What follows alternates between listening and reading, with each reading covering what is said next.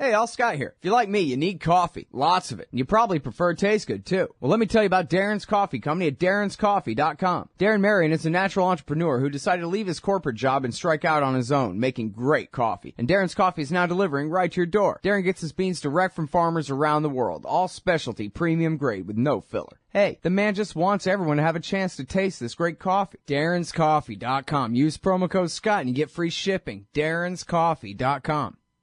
All right, y'all, welcome back to the show. I'm Scott Horton, and I've noticed, as I'm getting older and older, that at least the weekends come quicker. Right? Trying to look for a silver line in there. As my beard turns gray. All right, hey, check it out, man. I got a chance to talk with David Bromwich again. Welcome to the show, David. How are you? Good to be with you. Good. Very happy to talk with you again. So, yeah, you wrote a thing about Hillary Clinton's Libya is what it's called there, and that's what it's all about, the Democratic debate. And when Libya came up, I'm not sure exactly how it came up, but when it came up, Hillary gave a rousing defense of the Libya war that I actually laughed out loud reading your take on it. But anyway, I'll let you take it from here. Well, she used all sorts of euphemism, saying that Gaddafi was deposed, saying when in fact, when the Islamists, the militias went after him, they captured him, they abused him, tortured him, and killed him. That's not what normally is in people's mind when they hear the word deposed.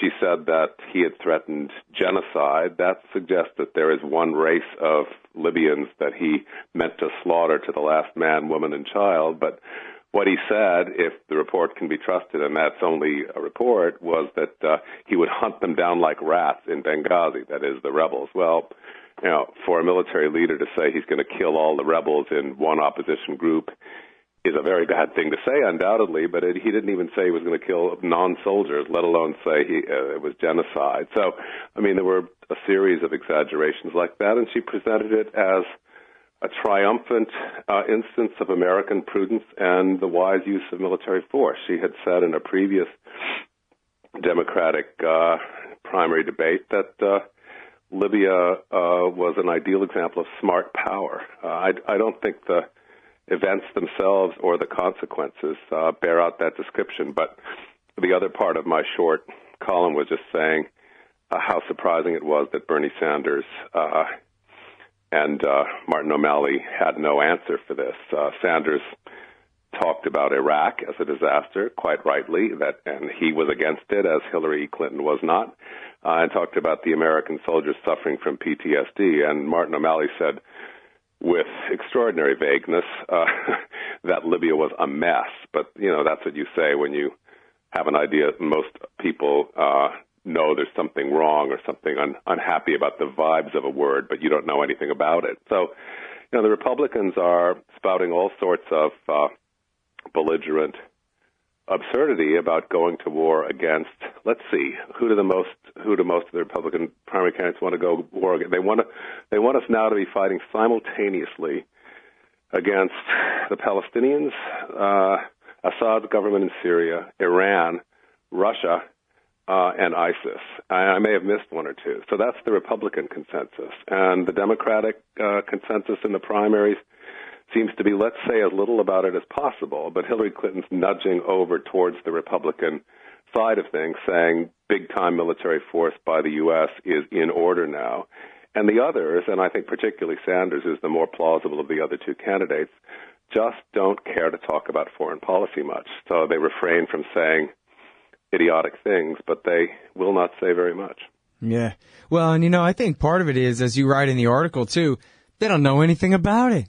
And these are the guys running for president of the United States. I think, David, you and I both could be forgiven if we figured, that they would be at least interested in this kind of stuff if they're putting themselves up for president of the United States. But no, they don't even read. They don't even read about the wars going on.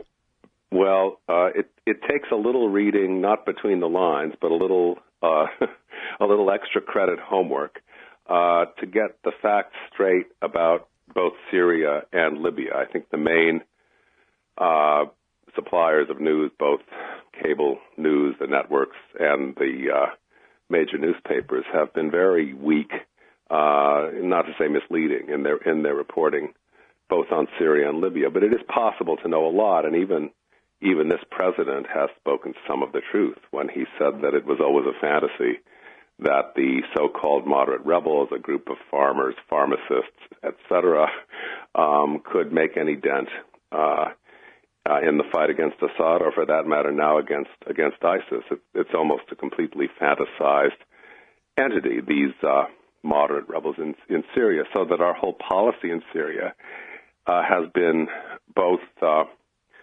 don't know what to say, chimerical and self-contradictory, because Obama still, in some formal sense, is pledged to overthrow Assad and to defeat ISIS.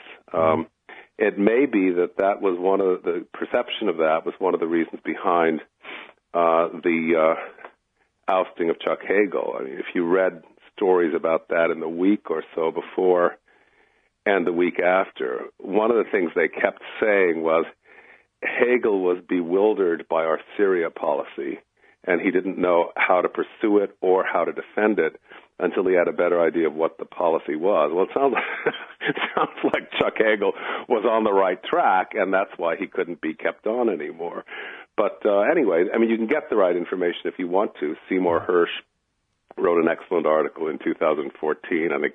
Well, hell, April 2014. I mean, Robert Perry writes it every day. You know what I mean? And Robert, you're quite right. On Syria as on Ukraine, Robert Perry at Consortium News, provides lots of relevant facts, and some of the research is original. But that's the gap, I think, between sources, available sources, like what you can find aggregated on antiwar.com and Robert Perry and Jim Loeb's site. What's it called? Loblog. And others, which are reliable and conscientious in their reporting, but the very different balance of information you get in a paper like the New York Times, where bits of the truth peek through in, paragraph 17 of a 20-paragraph story. But you have to already know what the truth is, really, to notice. You have to read, things. As a friend of mine likes to say, you have to read the Times against the Times. Right. You have to have read their previous stories and know just how they're telling you more than they pretend. So I don't think it's easy to get a very clear idea of what happened in Libya or Syria, but it is possible. And if anyone should be responsible for doing such things, it's an intelligent and honest candidate like Bernie Sanders. I'll leave O'Malley out of it from now on because I don't think he represents much of an opportunity. But I think this is a Democratic Party syndrome, that it is the party of domestic policy, of the modified welfare state, of the old liberalism minus much international consciousness, whereas the Republican Party is the party of, more wars, anti-immigration, jail, etc. And it's terrible to say, but that Republican recipe makes people memorize slogans very easily. You get a candidate like, Rubio, who is so fluent, so fast, and so full of assurance about all the things he wants to do, all the guns he wants to shoot off in the world. And he does have some names, some dates, and think he should talk about foreign policy. He's dangerous, shallow, and, misjudged to an extraordinary degree. But, he is talking about foreign policy, and Americans are worried about that at a time after the Paris catastrophe, and just looking around and seeing that American power isn't doing what we think it should. So I think a candidate who's going to be aspiring to the presidency ought to have an idea of foreign policy, and this didn't come out in the debate except in Hillary Clinton's very misleading terms. Yeah. Well, and, Sanders and Rand are the same on either side there, where all this is just the biggest blown opportunity for them, not necessarily to get ahead in winning, but certainly to tell the truth to the people. And that's all I have to do is tell the simple truth to show just how absurd the current policy is, and the one supported by the right-wing hawks as well, right. the Hillary-Obama policy. Just even for their own interests, they should be doing it, but they won't. I think that's right. And Rand Paul seemed on that track at the beginning of his campaign, but he got sidetracked. One second, David. We'll be right back, y'all, with David Bromwich. Hey, y'all, guess what? You can now order transcripts of any interview I've done for the incredibly reasonable price of $2.50 each. Listen, finding a good transcriptionist is near impossible, but I've got one now. Just go to scotthorton.org/transcripts, enter the name and date of the interview you want written up, click the PayPal button, and I'll have it in your email in 72 hours max. You don't need a PayPal account to do this. Man, I'm really going to have to learn how to talk more good.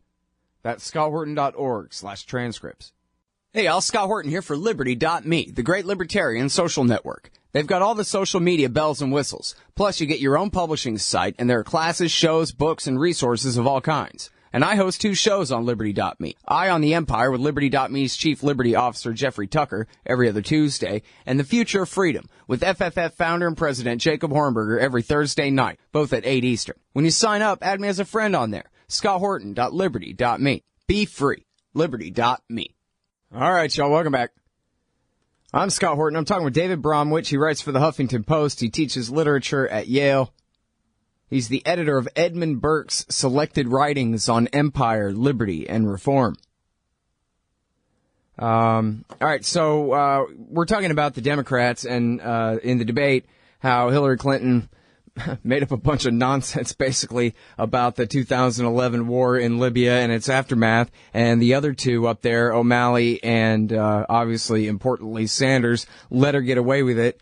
Mostly probably because they never bothered to learn very much about it, to know enough about it, to even take advantage of the situation. Just think how well Bernie Sanders could have mocked Hillary Clinton. Oh, it was all justified and would have gone swimmingly if only, huh? Well, let me tell you about Libya, all right? But he didn't come anywhere near doing something like that. And you got to question why. It would be advantage Sanders because that Libya war is an absolute catastrophe. And as you pointed out, was based on falsehoods, no different than the weapons of mass destruction from Iraq War II. No different. I agree. And I think that, Libya was Barack Obama's little Iraq. The catastrophic effects were smaller, but they were potent, and we haven't seen all of them yet.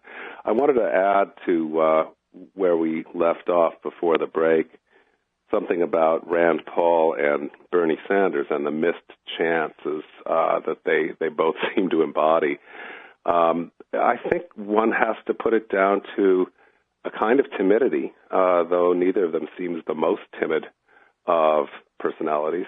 That Rand Paul, for example, went with his party in turning against the Iran deal that the president made, the most clearest ray of light there's been in the Obama years. And Rand Paul, I think, just didn't want to go that strong against the current. And Bernie Sanders had a previous missed chance in the last debate where, concerning the personal emails of Hillary Clinton, he said, oh, everybody's tired of that, which is to say we won't talk about that. But one of the things that have come out of those emails is that Hillary Clinton was using sources disputed by and looked on very skeptically by Admiral Mullen in the Pentagon, and that Army intelligence thought that her sources on Libya were poor and that the stories of imminent slaughter in Benghazi were extremely unlikely. So, she, going on the advice of people like Anne-Marie Slaughter and Sidney Blumenthal, and to some extent Susan Rice and Samantha Power, other so-called humanitarian interventionists, Hillary went all out to convince the president, against the advice of the Secretary of Defense and against Obama's initial apparent inclination, that intervention in Libya was a good idea. I suppose one of the motives behind it was a supposition that America should be seen to be doing something constructive in the Arab Spring. There were high hopes for that then. The Muslim Brotherhood was getting stronger, and they might be elected, as indeed they were in the November-December 2011 elections. So, if the United States had some sort of counterweight, some sort of presence in North Africa, that's making a good statement about our concern for the Arab Spring.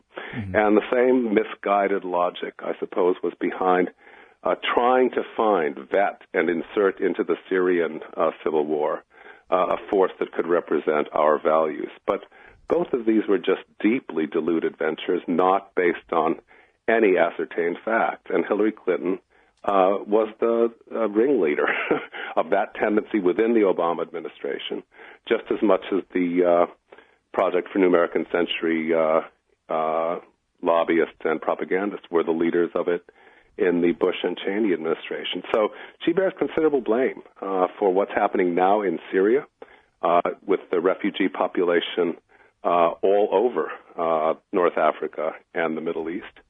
And, it needs to be laid at her door, as well as that of her predecessors, Bush, Cheney, and the others. Yep.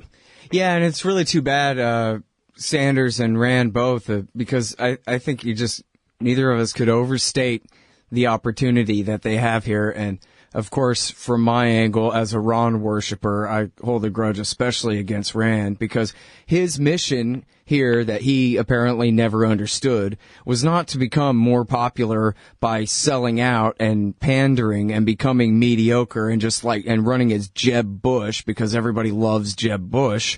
His mandate was to continue to sell his father's libertarianism to more and more people from his bigger and better bully pulpit in the U.S. Senate. Right. And yes, possibly a presidential campaign where he could be changing the world and saying, and again, look how easy it is, audience, to hear when you hear David Bromwich say, hey, here are some facts about Libya. It's the world's greatest facepalm, especially after Iraq War II. Do the same damn thing again in Libya the way they've done. And Rand and Sanders both could be absolutely humiliating Hillary Clinton over this right now, and instead they let it skate. Well, I agree with your the contrast that you just drew between Ron Paul and Rand Paul, but I'm afraid the difference is ambition, and ambition is a very corrupting thing. Ron Paul had a particular principle, and there was a kind of truth he wanted to tell, and it was the truth about the horrible misguidedness of our wars and of turning a republic into an empire. And he has kept telling that truth. Rand Paul seemed, on the way to being a candidate who would be doing that when he made his criticisms of the, warrantless mass surveillance of the NSA, and when he did his filibuster on drone strikes. There were early and interesting demonstrations like this, but ever since he's become a presidential candidate whole hog, that has faded, and he's become less and less distinguishable from the others, except for certain eccentricities. In the case of Sanders, you're dealing with a more considerable and tested and honorable political figure. I mean, you can't. We've just been driving in Vermont for a couple of trips recently. You can't talk to anybody in Vermont, whether they knew him in Burlington or as a member of Congress or a Senate, who's ever had any contact with Sanders, who doesn't respect him hugely. He is that rare thing, a civic-minded, conscientious politician. But he is a left-wing social democrat in his political orientation, and he doesn't concern himself with foreign policy. So I give him more credit than Rand Paul for honesty, but the net result is very similar, that we don't get criticism of the mendacity at the very top and the bloody wars it's getting us into. I'm not so sure I buy that. I mean, you may know a lot more about the guy than me, but he just seems like a Barack Obama or Rand Paul to me, Bernie Sanders. He's horrible, at least some of the time, on Israel-Palestine. He voted to fund the Iraq war over and over again, even though he voted against it, which, a lot of Democrats voted against it. That doesn't make him that special to vote against Iraq War II. I'm sorry to say that seems to be the case with every politician of national rank who has ever been involved in arguing about a war. I mean, Abraham Lincoln made a great speech against the Mexican War, but he did not fail to vote appropriations for it. So there's well, and on the audit the Fed thing, Ron had the bill in the House and Bernie had the bill in the Senate to audit the Fed. And then at the last minute, Bernie changed his and, took all the, really audit who's getting the secret bailout money part out of the damn thing and gave them the watered down bill that they didn't really object to. And he just seems like, and I've seen him the way he, works very hard to port barrel the F-35 and, There's temporizing in that, but I think of a small time sort. Anyway, maybe you're holding up a higher standard, so I stand back and applaud. Well, and the F-35 thing, that's the one that really does it. Where here's a guy who should be on full jihad against the F-35 as the symbol for all things suicidal about American empire. This piece of crap plane that costs so much, more than any weapon system in the world history here. And hey, as long as he can bring home some of that bacon for Vermont, fine. So, you know what I mean? Like, he's to me a lot more like Hillary or Obama than he is a Ron Paul, genuine sort of character. I take the point. All right, well, too bad. We have more to argue about here. On that. This is the problem about the ideology of social democracy. We could go into the problem about all-out libertarianism, too. One root problem of which, for me, is that it doesn't deal with the reality of mass society. It's very good in a small town. But, it's true that if a bill or a proposal promises to bring home jobs, it's very hard for a social democrat to vote against it. That is, again, one of the problems about union attitudes towards environmental protection and global warming. I mean, the unions are very bad when what's up for questioning is the possibility of jobs in the Arctic. Well, if it's jobs for, drilling in the Arctic, the unions will support it, even though they know better. Well, I'm not a leftist, but sometimes I try to pretend to be from that point of view just for a minute to look at it. It seems like it could be consistent to be absolutely for private sector unions, but absolutely against public sector ones, whether it's police unions or any of the others, because after all, these people have authority over us and kind of under the pretended sort of solution where they're our servants and they operate according to the law. But I mean, come on.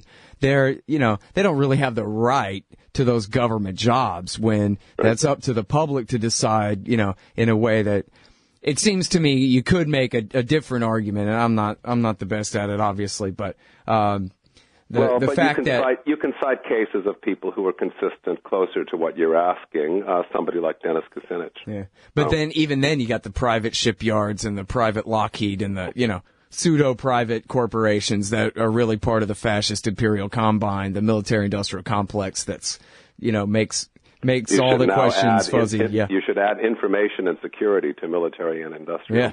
Well, and for that matter, academic and media and scientific and everything. Oh, no, you're putting me on the floor. Don't make it so hopeless. Hey, all we got to do is tell the truth, Dave. Hey, listen, you do a great job of that. I really appreciate you coming back on my show. Okay, good talking to you, Scott. Bye-bye. Bye. That's the great David Bromwich, everybody. He's at the Huffington Post. This one is Hillary Clinton's Libya, and really all of his stuff is great. You ought to go back through there and read. Dave Bromwich teaches literature at Yale. He edits Edmund Burke for a career, okay? This is a guy you need to read. We'll be right back. Hey, Scott Horton here for MPV Engineering. This isn't for all of you, but for high-end contractors specializing in industrial construction and end users who own and operate industrial equipment. MPV offers licensed professional consulting on chemical and mechanical engineering for your projects. Tanks, pressure vessels, piping, heat exchangers, HVAC equipment, chemical reactors for oil companies or manufacturing facilities, as well as project management support and troubleshooting for those implementing designs. MPV will get your industrial project up and running. Head over to mpvengineering.com. You hate government? One of them libertarian types? Or maybe you just can't stand the president, gun grabbers, or warmongers. Me too. That's why I invented LibertyStickers.com. Well, Rick owns it now, and I didn't make up all of them, but still, if you're driving around and want to tell everyone else how wrong their politics are, there's only one place to go. LibertyStickers.com has got your bumper covered. Left, right, libertarian, empire, police, state, founders quotes, central banking. Yes, bumper stickers about central banking. Lots of them. and, well, everything that matters. LibertyStickers.com. Everyone else's stickers suck. Hey, Scott Horton here to tell you about this great new book by Michael Swanson, The War State. In The War State, Swanson examines how Presidents Truman, Eisenhower, and Kennedy both expanded and fought to limit the rise of the new national security state after World War II. If this nation is ever to live up to its creed of liberty and prosperity for everyone, we are going to have to abolish the empire. Know your enemy. Get The War State by Michael Swanson. It's available at your local bookstore or at Amazon.com in Kindle or in paperback. Just click the book in the right margin at scotthorton.org or thewarstate.com.